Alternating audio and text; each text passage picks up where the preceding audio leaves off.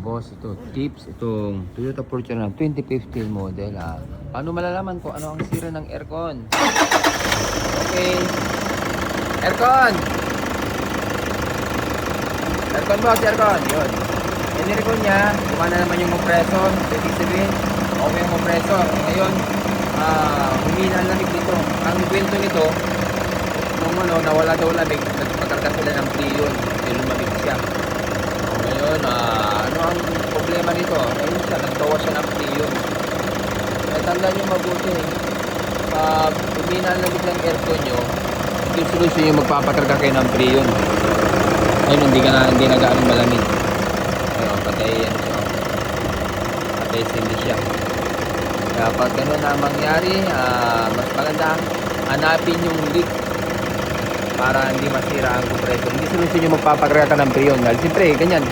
Pag nagbawas siya ng freon, lalagyan mo, lalamig siya. Pero ang tanong, bakit nagbawas? Ayun, wala, hindi na gaano malamig. Kaya patest hindi siya dahil continue yung freon ito. Okay, so gagawin natin dito. Ililigtas muna namin sa labas. Pag wala kami makita, i-general na natin ito. Alright? So, kondisyon natin itong Toyota Fortuner na boss. Ito rin. Wala din kalamig-lamig. General aircon service ang ginagawa natin dito. Okay, ito yung paligtas natin na nitrogen. Lalagyan natin to.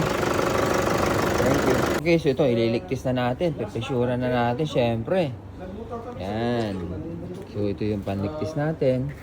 So ang pagbukas dito kailangan slowly but surely. Alright. Ayun o. Ino-open natin to. Pero dahan-dahan na, huwag bibiglay na. Dahil once na binigla mo yung open yung ganun mo, biglang pressure yan. Kaya yung gustong matutong aircon technician dyan, ito, tingnan nyo to, para sa inyo to. Ayun o, dahan-dahan lang, slowly but surely. Alright? Pipresurean natin ng 200 PSI yan. Tapos, ililigtas natin. Ayun o. Dito muna unang sarado.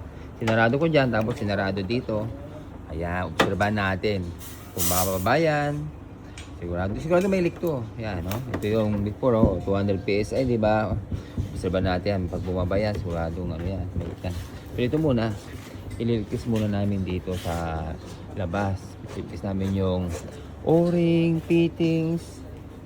Ganito yung proseso na paggawa namin. Pag wala kami makita ng leak dito sa labas, saka natin i-general aircon service. Ganito yung proseso na paggawa namin mga boss. Hindi yung general na agad yan. So yan, nasa proseso tayo. Saka dito pinapaliwanag natin mabuti. Alright.